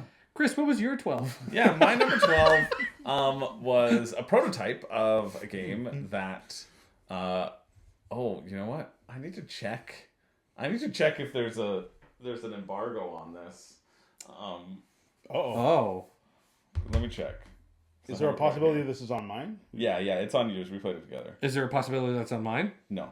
Oh, okay. No, we didn't like you enough to play this with you. Oh, okay. Okay, so my number 12, it's not embargoed. Hopefully. It's a little card game called Soar. So this is going to be from Ivy Studios. It's coming out. It's a Fractured Sky bidding game. Maybe that was the one that you hadn't written down. Oh no, that was not. Yeah, it kind of looks like this. It's a very small box. but it kind of captures, I think it captures the spirit of Fractured Sky in a very fun way. You're essentially just bidding on cards. You'll have 3 tokens in your hand. You draw those randomly from a bag, and you will put them onto these cards. They will be face up or face down, kind of like a combo of Veiled Fate-esque. You know how you're putting things. Okay, things yeah. down. And then you get to claim one of those tokens that you've bid, and the other token goes towards the Skyborn's bid, because there's always like an NPC that can win the bid itself as well. And your goal is to get the most points, and you get points sometimes for coming in first, sometimes for coming in second, sometimes for coming in last. And so you want to balance out, where do I bid so that I get the most value of points. But there's a twist to this, because the Skyborn is constantly getting points, and whoever has the lowest score amongst everybody playing at the table will get to swap scores with the Skyborn at the end. So you can do like a shoot the moon strategy where you're like, I'm going to try to get negative points, and I'm trying to just punch the Skyborn full with a bunch of points, which I really like. The counter, though, is if it becomes clear that you're doing that, everybody else is incentivized to deny as many points to Skyborn as they can. Yeah. And it is possible to feed people points by like seeing what tokens they've pushed out and forcing them to take points. I don't think that's a counter at all. Skyborn is going to naturally be a point getter. You don't want Skyborn to get points, regardless of if somebody's going for it or not. Yeah, because you need to have the most points. But that is what the majority of shut up. I never played. That is what the majority of the people around the table were shouting loudly over and over, because they were upset that I was pursuing this very obvious strategy that's a core mechanism of the game, and they're like, "This is broken!" After playing one turn of the game, I'm like, "Well, no, because there's 3 of you, and so you can fight back against it." And I didn't end up with the lowest score, which I liked. And the lowest score would not have won the game. Yes, and the Skyborn didn't end up with the highest score. What a surprise! Who would have thought that would have happened? Yeah, there was a lot of shouting about the inherent brokenness of the game after one play, after Chris, one round. If you can't foresee the entire next 4 rounds, why play the game at all? That's true. Yeah. I want to sit down and already know I'm going to lose. Well, no, it was like, hey, you're pursuing to me. It was like, hey, you're pursuing a strategy. Oh, you're not allowed to do a different strategy than the one I'm pursuing. I'm like, well, actually, there's like a couple of strategies in this game, which I think are actually kind of fun. So yeah, I think the game itself is quite fun. A very quick filler, good bidding game. I think it's great. I love Ivy Studios. I love all the stuff that they do. Yeah, I think it's quite a nice little thing, and it'll probably be attached to the upcoming Fractured Sky campaign that's going to be coming, which we're going to be doing a playthrough for the expansion and that sort of stuff. So maybe we'll play the base game after this, just so you get a feel for it, and then we can talk when we're going to film it. But yeah, I quite like Soar. I thought it was neat. I liked that it was quick. Obviously, it was a prototype, so there were a few rules that weren't like expressly clear, but luckily I was able to text people and get answers to those rules. And I think the finished product is going to be something fun. So yeah, really quite enjoyed it, and that was my number 12. Very cool. Moving on to my number 11, Similo. Similo? Oh yeah, I think that's a game. Similo.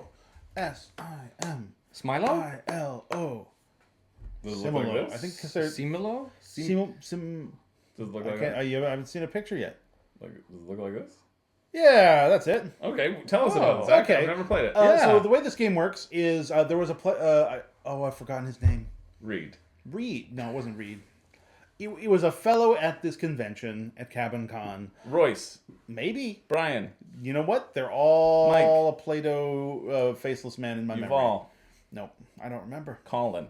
I cannot say. It wasn't Colin. It honestly was probably Colin. Anyway, there was a fellow at the Cabin Con who had just a duffel bag full of decks for Similo. Oh, cool. And the way this works is you take one deck of Similo cards and any other deck of Similo cards. Yeah. You're going to deal out 9 from one deck, or maybe it's more than 9. It looks like it's actually 12 from one deck. That was fortuitous, wasn't it? 12 cards from one deck, and then there is a hinter who knows one of those cards is the hint that they're trying to give to other people, Okay. right? So if you go back to that 12 cards, for example, Of course. let's say I wanted to get someone to know about the goose, Yeah. right? So I'm going to need to play cards from the other deck one at a time to get people to eliminate cards that are not cool. the goose. Nice. So fun. if you had Barnyard Animals as one of the decks and the Yeah. other deck was Lord of the Rings, Yeah, how do you make I those might two play things? Pippin, and you'd be like, "Oh, Pippin's so much like the donkey. We got to get rid of the donkey." Pippin's a goose. Okay, well, I would have lost the game. Anyway, so the first round you play a card from that deck face up, and it's either up and down, which means the card I'm hinting you at is like this card, or you place it sideways, which means the card I'm hinting you is not like this card. The first time I hint a card, players have to eliminate one of the cards. The second time I play a card, the players have to eliminate 2 cards. Oh. The third time I play a okay. card, they have to eliminate 4. Got you? So, and goes on until it maths out. So the last card, or I think the 5th card is going to be them deciding which card it is. Got you? So they're going to have 5 hints, like or dislike, and try to guess what the hinted card is. And we sat and we played a bunch of rounds of it.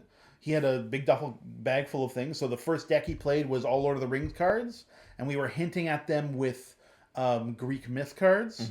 And so we were trying to... That's what I was just on, yeah. Oh, very cool. He had Jurassic Park cards that we hinted at with I think underwater creatures. Oh, that's cool. It was a lot of fun. We played a bunch of rounds of it really quick. I think there was 4 of us upstairs playing it. Yeah. It was fun. It was snappy. It was fast. The art's great. I had a ton of fun playing that game. Sick. Yeah, I think that was maybe my favorite filler of the weekend. Nice. That was your 11? That was my 11. Cool. My number 11 was Galaxy Trucker. I only got to play one game of it, and some things were explained to me incorrectly. I just think you weren't listening. That's not the case. I listened very well.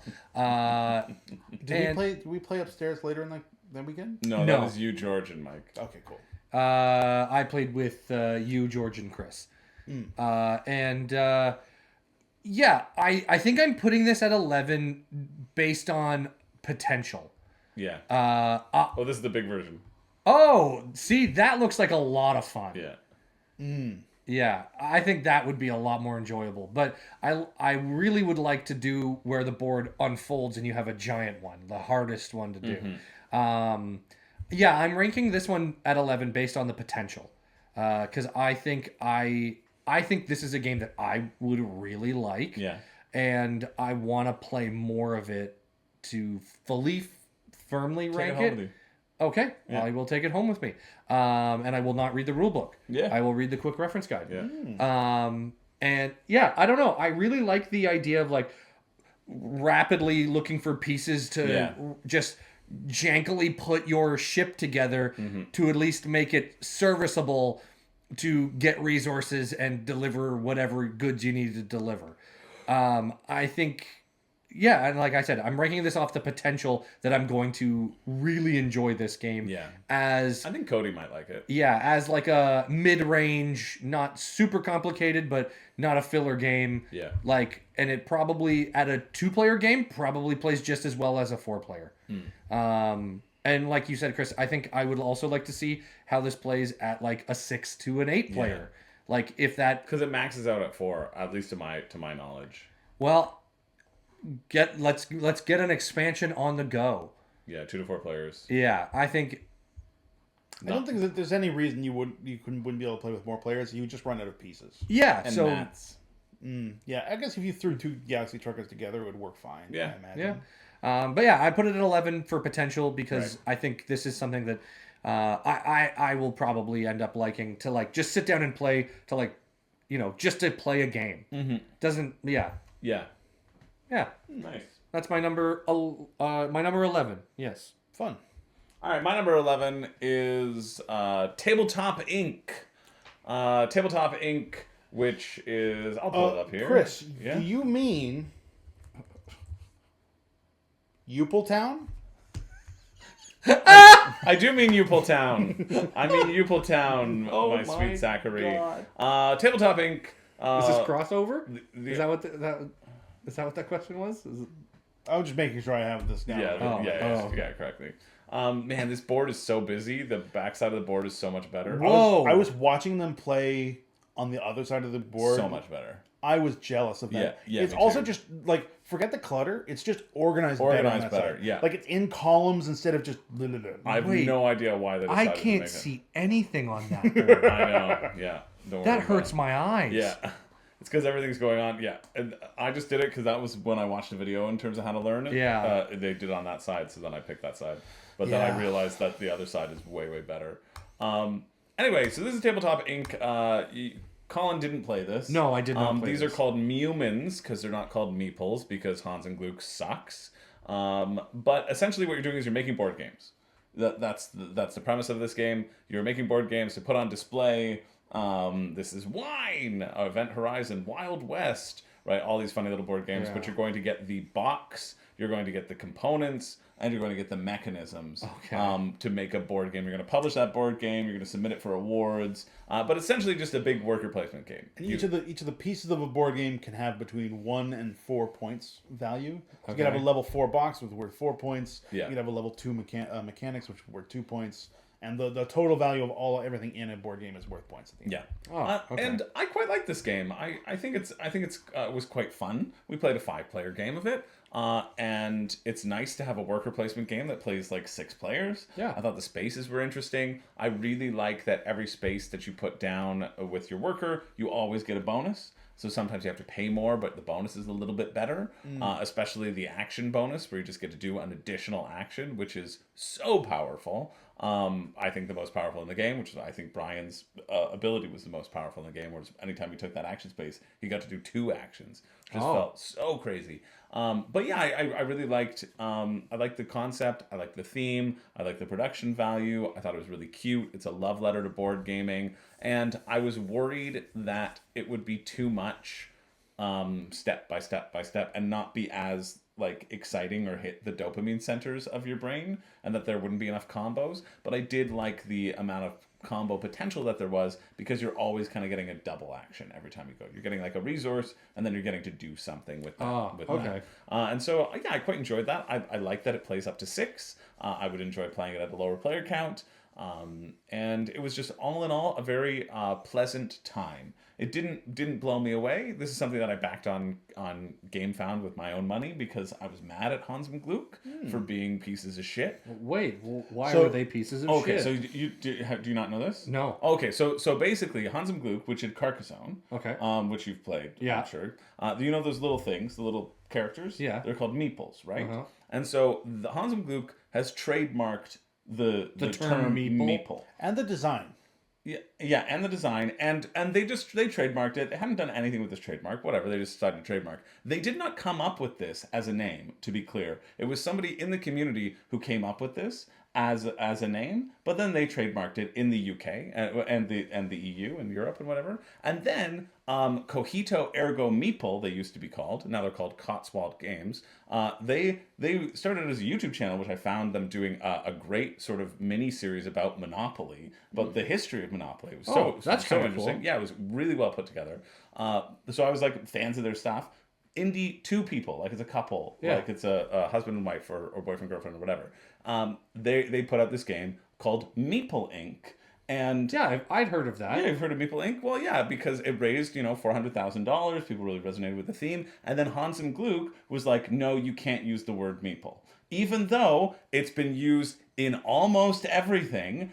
They said specifically to this indie company of these small creators, no, you can't do it. Why? Because they were jealous. I don't know.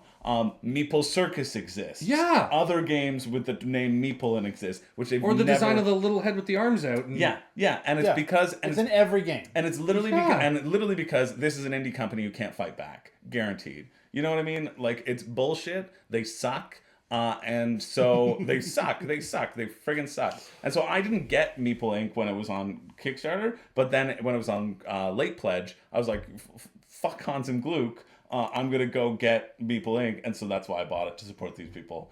And fight the good fight. Goodbye, goodbye playtest for Hans and Luke. Yeah, I don't care. Yeah, no, screw you. I will never cover any of their shit. I didn't even like Carcassonne that much. No, Carcassone's fine. It's basic. It's whatever. What blows me away is just that the audacity to try to try to trademark it. Trademark something you didn't even come up with. That it was a community member who came up with it too. In my mind, the word meeple is just ingrained into the board game culture. I thought that was just like that's what it's called. Yeah. And the fact that the designers of Board Game Inc., whatever it's called, Tabletop Inc. also had to change the design of the meeples themselves so they don't look like the normal meeples. Yeah. Oh. They have a slightly different wooden shape. Yeah, so now they're called Mewmans. Which that's not a good name. It's not as good. Yeah.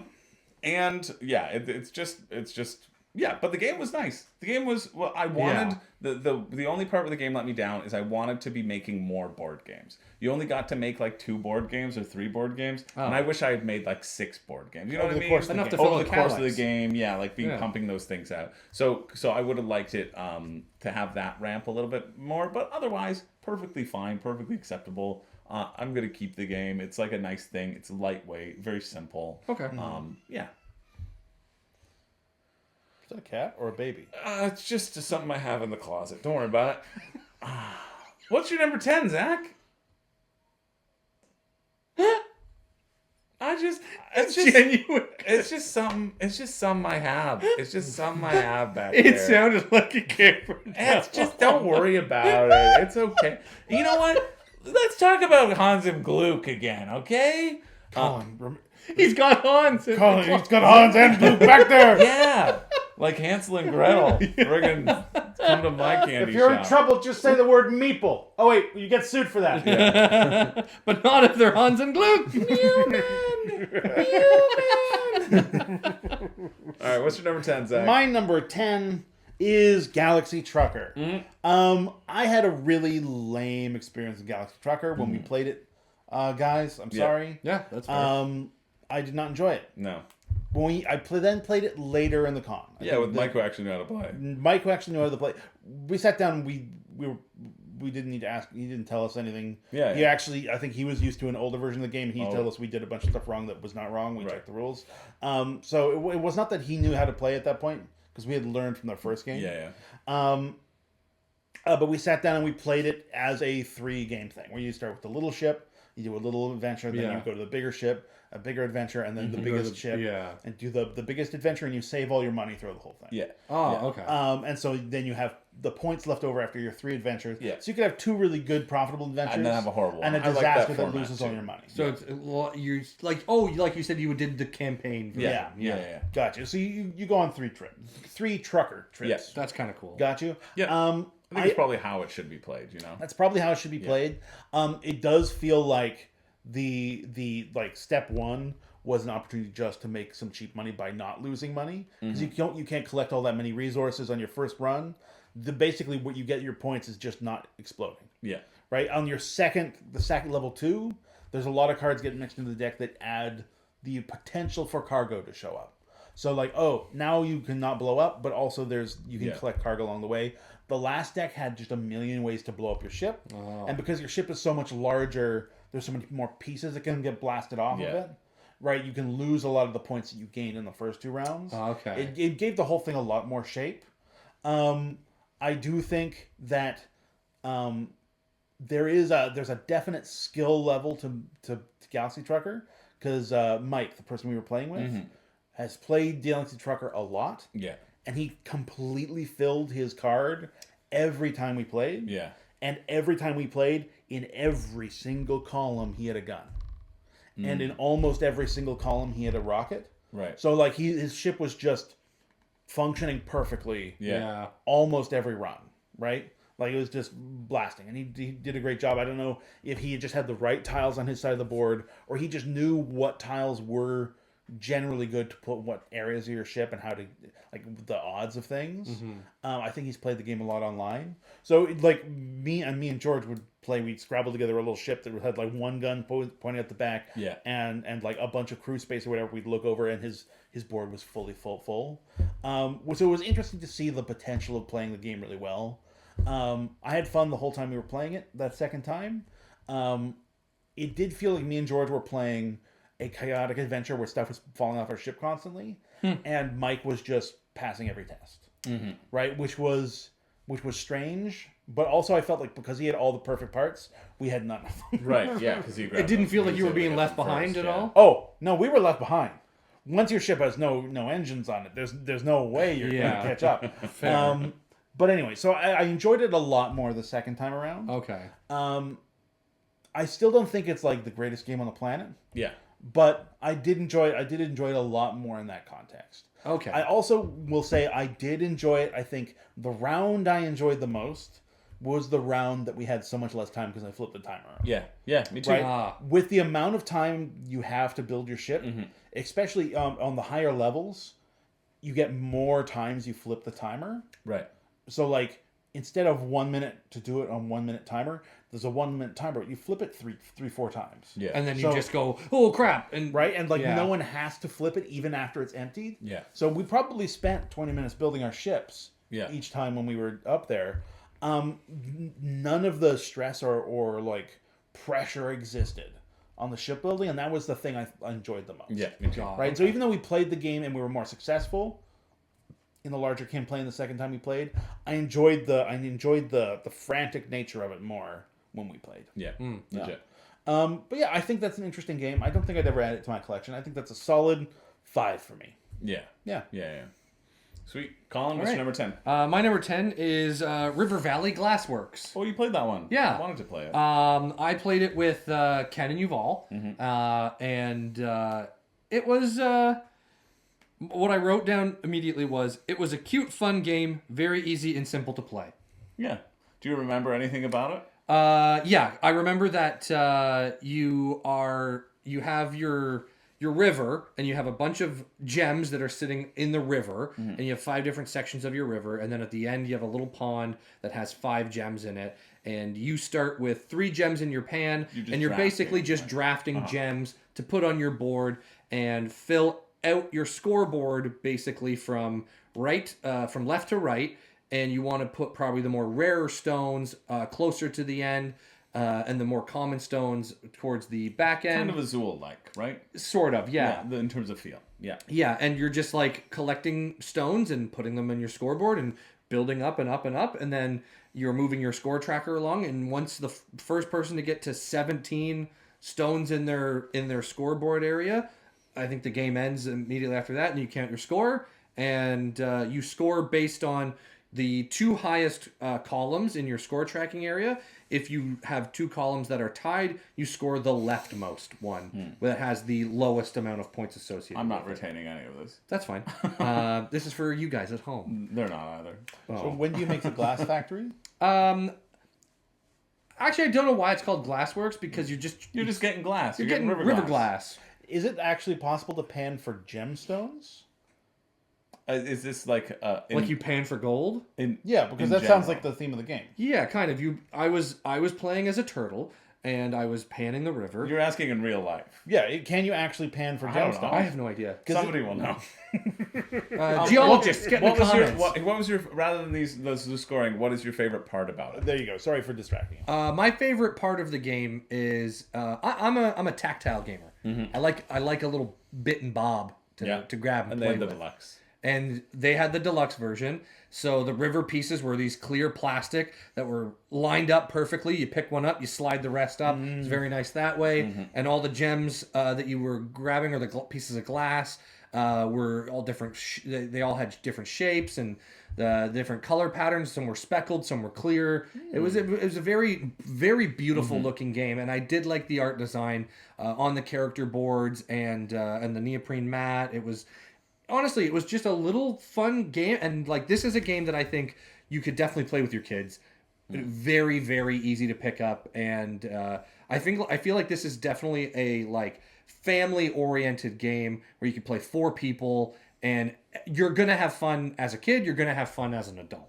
Like I really did enjoy it. It did look very cute. I walked by some people playing that. It was very cool. Yeah, like it's not a game that I would probably pop out for game night with like a group of like people my age, but like if somebody brought it out, I would definitely play it again. But this is a game that I'd probably pick up to bring home for the holidays to play with like my nieces and nephews. Yeah. Because I feel like they would. Super light. Yeah, I feel like they would absolutely get a kick out of it. So yeah, like all the cool little gems and like for all of you adult children being tactile, like this is a perfect game. Is that you? That was me. That was you. Sweet. Cornelius D. Shellworth. Yeah. Nice. Well, my number 10 was a game that Colin brought, Wroth. Ah, yes. I quite enjoyed Wroth. Wroth was the one that that was who I was. The Guild, and they have my special ability, Open the Coffers, where I just got as much money as I wanted one time. Wroth is something that I was very excited to try, and it really holds the title of, like, at the beginning, I was like, this who is a whole barrel full of who cares, and then at the end, I was like, oh, I see how this works now. So it had a really nice arc in terms of, like, me discovering more and more about the game as we went through that first play. It was the first time any of us had played it. First time myself and Zach had played it. You played it once. I would still say that that's my first time playing it. I did Mm-hmm. try to play it at a 2-player, and it did not play well at a 2-player. So I quite enjoyed it. I thought the asymmetry was nice. I thought the area control was very simple. It's rules light, kind of just punch each other and see what happens. I really quite enjoyed playing it. And I like the asymmetry of the characters, chip theory, so it was good design. Mm-hmm. I thought the component quality was nice, and I liked how quickly we were able to pick it up. Yeah. You know, it was sort of end of the weekend, and we were all tired, but we were still able to kind of learn it pretty efficiently. And I really like the arc of understanding my character and seeing how it, like the little tweaks in it, seeing the flow of the game. And I also like that the troops were finite for the most part, unless you were the undead, because that there is a definitive end to the game. Yep. It's like, oh, all my troops have died. Like, I got them out too quickly, and they were all murdered, and I'm potentially player elimination. But it feels like the arc will hit, like the game end will hit around that time as well. So I thought that was kind of neat. It did feel towards the end of the game like we had just enough guys left on our board still. There was still gas left in the tank. Yeah. Right? Like it wasn't like the game ended because we all ran out of steam. Yeah. Like we got to the last round, got to the end game points. Yeah. We still had some reserves. It was I felt good. Yeah. So that was my number 10. Yeah. All right, number 9, Zach, and this will be the last one for this half of the video, which has been going for an hour and 40 minutes. Oh my goodness! So we will stop talking about the game mechanics, I think, and just our feeling about it. And we'll just talk about like what we like. This is a very important, actually, time to do this. Yeah. Because this is a definitive dividing line on my list. Oh yeah. Oh, Because this is my al pastor with green sauce in a bowl. You know what? I drank lots of pop that weekend. I got some Mountain Dew in the fridge if we wanted a Mountain Dew for part 2. I ate pizza. I had McDonald's. None of it was very impressive. I did not realize how little I had actually eaten of substance until I ate the al pastor bowl with green sauce. And I was so content to just sit quietly and eat it. I realized that like I had been wasting my life until that point in time. Yeah, too much candy. Too much candy. Oh, George and Ken. It's their fault. Yeah. Honestly, I needed more hearty, just like simple foods. Yeah. Beef sticks. We needed beef sticks. You know what? The next 2 days, I just walked around eating bread, and it was so good. Yeah. Anyway, everything on my list before my al pastor green bowl was less good than a bowl of rice with some green sauce on it. So let's put all that into context so far. All right, that's fair. But also, I think I'm rating this higher than I would normally rate a bowl of rice with green sauce because of how desperate I was for actual food at the point I ate it. Yeah. I'm also going to throw into this little median section. I also really enjoyed building inserts. When I went to this con, we have our friends George and Ken who live in the States. We don't see them very often except for when we visit at board game cons. And George is a fanatic about 3D printing. Oh yeah. Yes. And they used to run a crafting channel on YouTube. yeah. And every once in a while, and by every once in a while I mean daily, Yep. George will text me being like, check this insert out. Yeah. Check this insert out. And I have to be like, oh, that's cool. I don't need it though. Oh, that's neat. I don't want one. Oh, that's very cool. Please don't make one. But, oh, you're going to show off your insert? Yeah. But you guys didn't see these as well. every once in a while, George in his kindness wears me down. I say, yeah, you can print that for me. And so when we got there on day one of this con, Cabin Con, George had just cardboard boxes yeah. full of So many boxes. full of 3D. This is why I bought George. Well, I was trying to buy him dinner every day. Yeah. I was like, I gotta pay you back for this. beautifully wow. printed 3D inserts Yeah. for a couple board games, and I just sat and lovingly reboxed all of them using the great 3D printed inserts George gave us. And I had so much just giddy fun reorganizing things. Yeah. I think some people at the Cabin Con walked past like, what are you guys doing? Wasting your time reboxing your board games. Oh, It was zen and lovely. Thanks again, George, for all the stuff. magnetic. Now, Yeah. Look at those, eh?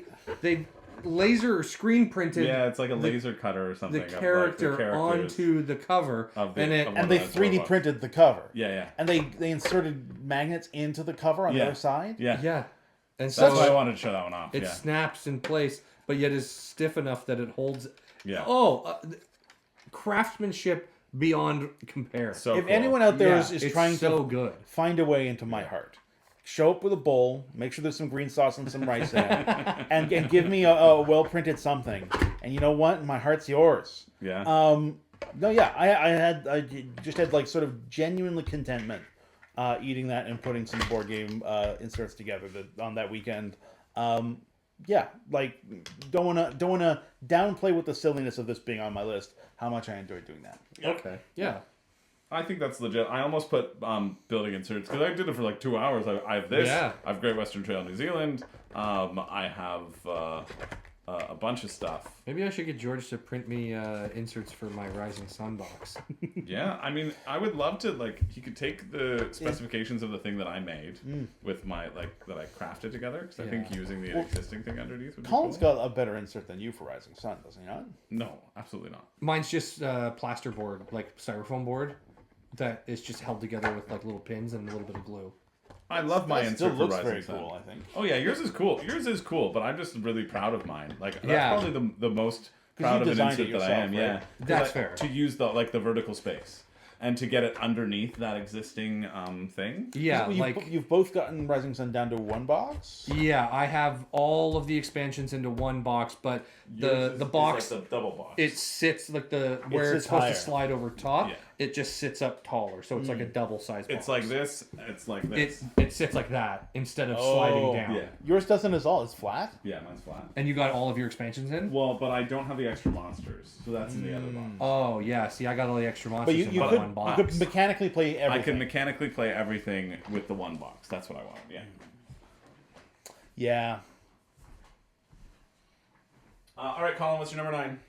My number 9 is a little tiny game called Vegas Strip. Oh, sweet. Yeah, I was wondering. I still haven't played it. It's I said, you know what? Now that I'm thinking back on it, I said Waffle Time is the perfect filler game. This actually might take its place. Oh, really? I had played Waffle Time more, but Vegas Strip is a fun game with a terrible rule book. Yeah. Its rule book is awful. It doesn't make any sense at all. No. We figured it out, though. This is another one that I played with It's like Yuval a and- cat. You're like a cat ready to knock things off of the... But I have thumbs. I know, Christopher. you're worse than a cat. I can get into things. Yeah. But yeah, this is another game I played with Yuval and Ken. Quick little filler game. I think we played this after River Valley Glassworks. Yeah. And it's a very fun, straightforward game where there are 5 casinos laid out in front in the middle of the board. Everybody's assigned a suit, so your diamond, spade, clubs, or hearts, It's or just your stars. player. It's just your It's player just your pieces. player marker. Yeah. Hearts, stars, rainbows, And horseshoes, you have balloons. values of 2. You have two tiles, 2 4 tokens, a 5, a 6, and then a black 7. And you on your board, you have a rigged spot and a secure spot, and you are dealt 2 cards. then each of those cards has one of the 5 casinos on that card. You're choosing which of your casinos is rigged and which of yours is secure. And every other player is doing that around the table. And as you're putting your tiles out to basically win the pot at that casino, your black tile, the 7, the highest one, you cannot place at your rigged casino, but can be placed anywhere else. But you are basically trying to win the pot at that casino. And in front of every casino, there's a specific character there that gives it a bonus. So like one of the casinos might have, I think, the high roller. And if go back to that one, Chris. You see those characters in front of the casinos? They give a bonus to that casino, either to the pot or to the players who win. And basically, if you win at the rigged casino, you're the only one that wins, and you win the entire pot to yourself. If you are at the secure casino, you split. The first player does not win anything, and the next because they get kicked out. Because then the next 2 or 3 people, however many people after the first player, would win the pot and split it. But it's a terrible rule book. But once we figured out how the gameplay works, it was so much fun. It was snappy. It was. I want to pick up a copy for myself. Oh wow. Yeah, it was really fun. This is a game that I would definitely bring home to my parents and play with my folks. Yeah. I think my folks would get a kick out of this game. Yeah, I thought it looked good. That's why when they contacted me, you could fill out, you could request specific ones from them, and I was like, these are the ones that I wanted to try. So yeah, it's really fun, and now that I know that you have it, I will definitely be wanting to play it more. Yeah, it's very fun. Yeah. And then closing off number 9, I played a nice rousing game of Libertalia, Winds of Galecrest. That's this one. I think Libertalia is great. Libertalia was the hit of the summer. It was the highest on a lot of people's lists. People were like, "Oh, we want to buy it." Whenever I play games with like my active friends in the summer, I feel like this is at least 5 years old. Is it not? Probably. Yeah. Well, this is a re-implementation of Libertalia. So like this is Libertalia Winds of Galecrest, where Stonemaier did their like zhuzhing up of it. Oh, okay. But yeah, it's a great game. It's simultaneous play. You're pirates. Have you guys played it? No. You haven't played it. Zach's I've played it, yeah. You're pirates where you are going out to get treasure. So you play a card face down, you flip over your cards, they all have abilities, you all get treasure tokens, and things swap, like I can kill you, or I get different income, or whatever, or you steal things from other people. Okay. But it's great. Great simultaneous play. Nice. I have enjoyed this more every time I've played it. Which is like I've seen it. I loved how much it resonated over the summer. I loved teaching it to Abs and Jen, who had a copy and they'd never played it before. And I was like, "Listen, bring it. I'll teach it to you. Don't worry." So yeah, it was great. It was lovely to finish off. That is the end of this part of the video. We're gonna get ourselves a Mountain Dew, and you'll see this the part 2 next week, so that you don't get sick of us, because this was a long one, and we're gonna stop and start right now. So thanks for watching. And there are better games. Everything that you just watched is a waste of your time, in fact, because we're going to talk about the cream of the crop that you have to wait on pins and needles to do next time. I wish I had put cream on top of my Al Pastor bowl with green sauce. Some sour cream would have really brought that to the next level. Yeah. Would have brought that maybe all the way to 8 on Number the list. 8. Well, I guess we'll have to find out what 8 is. But until next time, I don't have a catchphrase, but keep eating your green sauce on your rice. Zach. Oh, I'm Colin.